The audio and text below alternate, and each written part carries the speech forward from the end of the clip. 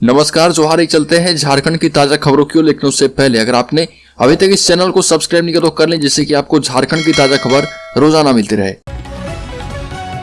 पहली बड़ी खबर, जेल में बंद गुर्गों की मदद से नए अपराधियों को गैंग में भर्ती कर रहा प्रिंस खान। बासेपुर के गैंगस्टर प्रिंस खान की तलाश पुलिस सरगर्मी से कर रही है। प्रिंस लगातार अपना ऑडियो वायरल कर लोगों को धमकी देने में लगा है। यही नहीं, कुछ दिन पूर्व उसने बैंक मोड़ थाना प्रभारी पीके सिंह के खिलाफ भी एक ऑडियो वायरल कर धमकी दी थी। हालांकि पुलिस ने उसके बाद कार्रवाई करते हुए प्रिंस के दो गुर्गे शूटर विशाल मिश्रा उर्फ मेजर और राजा उर्फ अमन को गिरफ्तार कर जेल भेजा था। मगर इन दोनों ने पुलिस को प्रिंस के बारे में एक नई कहानी बताई। दरअसल धनबाद जेल में अभी 1 दर्जन से ज्यादा प्रिंस के गुर्गे बंद हैं और इनका काम जेल में जाने वाले नए लोगों को अपने गैंग में शामिल करना है।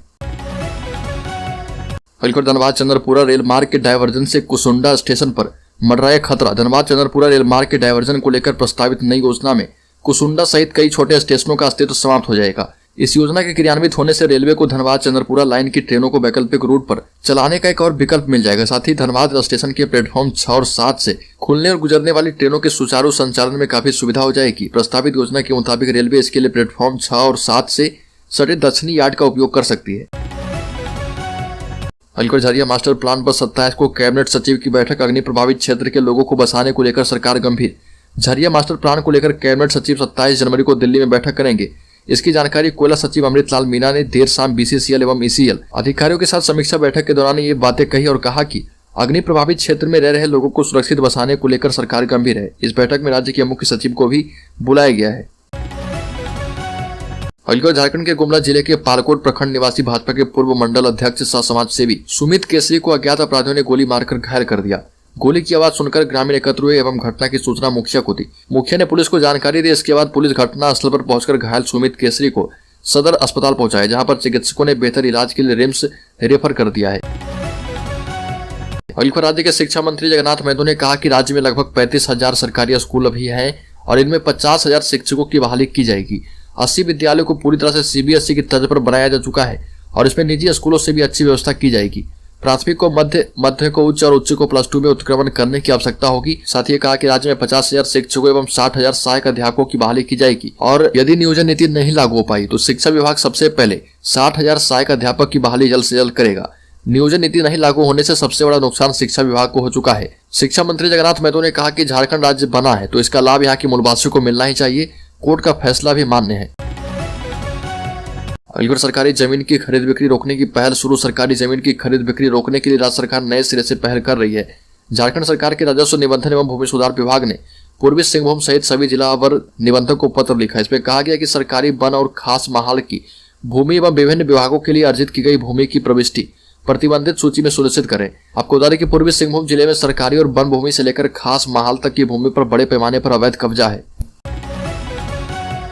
मुख्यमंत्री हेमंत सोरेन ने कहा कि राज्य के अंदर विधि व्यवस्था, आपराधिक घटनाओं और महिला उत्पीड़न की घटनाओं को चुनौतीपूर्ण तरीके से लेते हुए पुलिस बेहतर काम कर रही है। शांति एवं सौहार्द का वातावरण पुलिस की सक्रियता से ही कायम है। मुख्यमंत्री हेमंत सोरेन झारखंड सैन्य पुलिस 3 के द्वारा आयोजित पारण परेड समारोह में मुख्य अतिथि के तौर पर संबोधित कर रहे थे। मुख्यमंत्री हेमंत सोरेन ने कहा कि आगामी 2 वर्षों में राज्य के सभी पुलिस लाइनों और जैप मुख्यालय का जीर्णोद्धार किया जाएगा। प्रशिक्षु जवानों से ईमानदारी पूर्वक कर्तव्य का निर्वहन करने की अपील की। झारखंड कांग्रेस में मचा घमासान। 4 नेताओं ने कप्तान के खिलाफ ही खोल दिया मोर्चा। झारखंड कांग्रेस के 3 पूर्व प्रवक्ताओं आलोक दुबे, लाल किशोर नाथ साहदेव, राजेश गुप्ता, छोटू सहित एक अन्य नेता साधु चरण गोप ने प्रदेश कांग्रेस नेतृत्व के खिलाफ मोर्चा खोल दिया है। कारण है कि उनके खिलाफ की गई अनुशासनात्मक कार्रवाई। दरअसल झारखंड कांग्रेस की अनुशासन समिति ने उक्त नेताओं को निलंबित करते हुए इन्हें 6 वर्षों के लिए पार्टी से निष्कासित करने की अनुशंसा केंद्रीय नेतृत्व से की है। पूर्व प्रवक्ताओं ने इसे मौजूदा प्रदेश अध्यक्ष के अहंकार और बदले की भावना से लिया गया फैसला बताया। वरिष्ठ नेता आलोक कुमार दुबे ने कहा कि हमारे खून में कांग्रेस पार्टी और उसकी विचारधारा दौड़ती है। हमने लगातार 32 वर्षों तक पार्टी की सेवा की है। इसका यही सिरा मिला है कि हमें पार्टी से निकाल दिया गया। झारखंड के वित्त रहित मदरसा और संस्कृत विद्यालय को मिलेगा 2 गुना अनुदान। झारखंड के वित्त रहित मदरसा और संस्कृत विद्यालय के वर्तमान वित्तीय वर्ष 2022-23 से ही 2 गुना अनुदान मिलेगा और इसके लिए स्कूली शिक्षा एवं साक्षरता विभाग ने प्रस्ताव कैबिनेट भेज दिया है। राज्य के वित्त रहित 33 संस्कृत विद्यालय और 46 मदरसा को 2 गुना अनुदान मिलेगा और इन संस्थानों के करीब 2000 शिक्षक एवं कर्मचारी को इसका लाभ मिल पाएगा। मदरसा और संस्कृत विद्यालय में प्राइमरी सब मिडिल स्तर के संस्थानों को 1,80,000 रुपये हर वर्ष अनुदान के रूप में मिलते थे। वहीं झारखंड के वित्त रहित शिक्षण संस्थानों को छात्र छात्राओं के नामांकन पर 2 गुना अनुदान मिलेगा और इसके लिए स्लैब तैयार किया गया है। गोमिया विधायक डॉक्टर लंबोदर महतो पर जानलेवा हमले का प्रयास, पुलिस ने दर्ज की शिकायत। गोमिया विधायक डॉक्टर लंबोदर महतो पर रात जानलेवा हमले का प्रयास किया गया। पेटरवार थाने में शिकायत की गई है। ये भी कहा कि 8 जनवरी की रात 1:15 बजे पेटरवार थाना क्षेत्र स्थित उनके आवास कार्यालय के पास कुछ लोग घात लगाकर बैठे थे। वह जैसे ही कार से उतरकर आवास में जाने लगी तभी एक अपराधी ने जान मारने के इरादे से हथियार लहराकर गाली देते हुए उन्हें खोजने लगा। इस बीच घर का मेन गेट बंद करने जब उनका एक कर्मी आया तो उस पर पथराव कर दिया गया। धनबाद में सिंदरी हर्ल के एचआर हेड के घर पर फायरिंग। धनबाद में अपराधियों ने फिर से फायरिंग की घटना को अंजाम दिया है। घटना सिंदरी के रोहार बांधा इलाके की है। अपराधियों ने सिंदरी हर्ल के एचआर हेड के आवास पर फायरिंग की और जान से मारने की धमकी दी। धनबाद जिले में सिंदरी हर्ल के एचआर हेड विक्रांत कुमार के रोड़ा बांध स्थित आवास संख्या D21 में 22 बार अपराधियों ने फायरिंग की और घटना को अंजाम दिया है। अपराधियों ने 3 राउंड फायरिंग की। घटना के बाद से दहशत का माहौल है। 22 बार अपराधी हर्ल हेड को ललकारते हुए जान से मारने की धमकी देते रहे। घटना के समय हर्ल हेड अपने आवास में मौजूद नहीं थे। घटना को अंजाम देने के बाद 22 बार अपराधी फरार हो गए। बोकारो के एक गांव में प्रार्थना सभा के नाम पर जुटे लोगों को स्थानीय ग्रामीणों के विरोध का सामना करना पड़ा। झारखंड के बोकारो जिले से स्थायी धर्मांतरण का मामला सामने आया है। गोमिया प्रखंड के देवीपुर गांव में घर में प्रार्थना सभा के नाम पर जुटे लोगों को स्थानीय ग्रामीणों के विरोध का सामना करना पड़ा। विरोध करने वाले ग्रामीणों का कहना है कि बाहर से पादरी आते हैं और लालच देकर धर्मांतरण करवाते हैं। हंगामे की सूचना के बाद पुलिस मौके पर पहुंची और हालात पर काबू पाया। ग्रामीणों ने आरोप लगाया कि उनके द्वारा करवाई जा रही प्रार्थना सभा में न सिर्फ ईसाईयत का प्रचार किया जाता है बल्कि हिंदू देवी देवताओं की पूजा करने से भी रोका जाता है। आरोप के मुताबिक सभा में ईसा मसीह का नाम लेने पर सभी दिक्कतों के दूर होने और बच्चों की बीमारी ठीक होने की बात समझाई जाती है, जो कि बिल्कुल ही झूठ है। सिमडेगा के जंगलों में पुष्पा का राज, 10 दिनों में 10,000 पेड़ काट ले गए तस्कर। झारखंड के सिमडेगा के जंगलों में तस्करों ने महज 10 दिनों में ही 10,000 से अधिक पेड़ तस्करों ने काट लिए। सिमडेगा जिले में पुष्पा राज किस कदर से हावी, इसका अंदाजा इसी से लगाया जा सकता है कि जिला मुख्यालय से महज 10 किलोमीटर दूरी पर लकड़ी तस्कर ने जंगल से 10,000 पेड़ों को काट कर ले गए और वन विभाग को भनक तक नहीं लगी। दूधिया रोशनी से नहाएगा बोकारो। जिला शहर की सड़कों पर लग रहा अत्याधुनिक ऑक्टागोनल बिजली का पोल 2023 में बोकारो शहर रोशनी से नहाएगा और इसके लिए BSL 24 करोड़ रुपए खर्च करेगा। इसकी शुरुआत हो चुकी है। शहर की सड़कों पर अत्याधुनिक ऑक्टागोनल बिजली का पोल लगाया जा रहा। सड़कों से पुराने सीमेंट के बिजली के पोल हटेंगे। इसके अलावा पूरे शहर में 30 नए हाई मास्ट लाइट भी लगेंगे। अत्याधुनिक ऑक्टागोनल बिजली के पोल सेक्टर 12 मोड़ से नेशनल हाईवे तक, पत्थर कटा चौक से लेकर टीवी टावर तक, BGH से सेक्टर 9 बसंत मोड़ तक और BGH से जवाहरलाल नेहरू उद्यान होते हुए योगा सेंटर तक लगेगा।